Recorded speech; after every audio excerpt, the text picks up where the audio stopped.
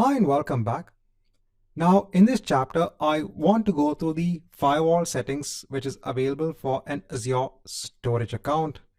So over here for an existing Azure storage account, if I actually go on to firewalls and virtual networks, so over here I can actually go ahead and choose selected networks. So by default, anyone can go ahead and access this storage account from any device.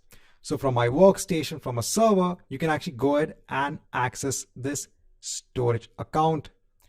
Now you have options to go ahead and selectively control the access onto the storage account via these firewall rules. So for example, if you have a virtual machine in Azure that is located in an Azure virtual network, to only go ahead and have access onto this storage account, you can go ahead and add an existing virtual network. Or if you just want to go ahead and add a particular client IP address to have access onto this storage account, you can go ahead and add the client IP address over here.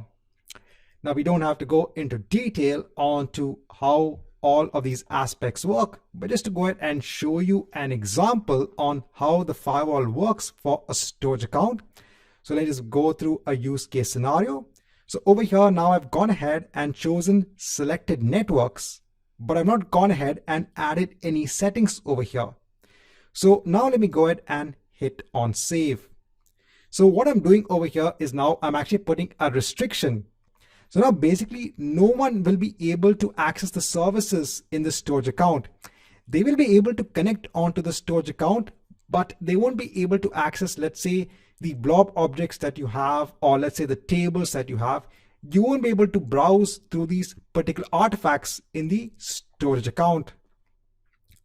Now to showcase an example, so earlier on I'd gone ahead and created this virtual machine in Azure on which we had gone ahead and installed Microsoft SQL Server. Now on the same machine, what I've gone ahead and done, I've gone ahead and installed the Microsoft Azure Storage Explorer.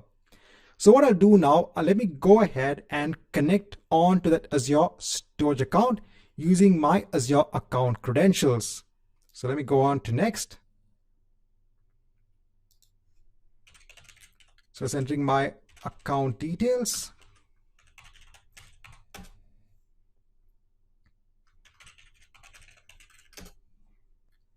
Now once I'm authenticated, let me go ahead and hit on apply.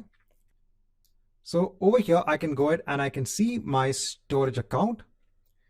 Now let me go ahead and try on to accessing a blob container. So over here, I'm getting now an error. So I'm not able to browse for the blob container. So I can go ahead and list the storage account. But when it comes to checking or seeing what is in that storage account, I don't have access. And that is because of that firewall rule. So what I'm going to do is that I'm going to go ahead and give access or allow a rule in the firewall to allow access from the virtual network or the subnet that is hosting this virtual machine. Again, as I mentioned before, we don't have to go into details on how this actually works. We just have to go ahead and see an example on how we can work with a firewall rule for an Azure storage account. So over here, let me go ahead and click on add existing virtual network. So over here, I'm going to go ahead and choose the virtual network that has my virtual machine. Over here, I'm going to go ahead and choose the subnet that has that virtual machine. And then let me go ahead and hit on enable. So this will take some time to complete. Let's come back once this is in place. Now, once this is complete, let me go ahead and hit on add over here. And let me go ahead and hit on save.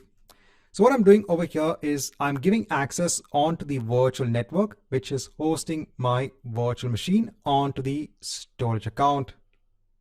So if I go back onto the virtual machine, if I go ahead and click on refresh all over here.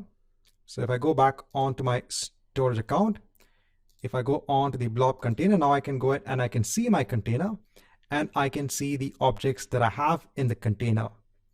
So there are security aspects which are available for an Azure storage account.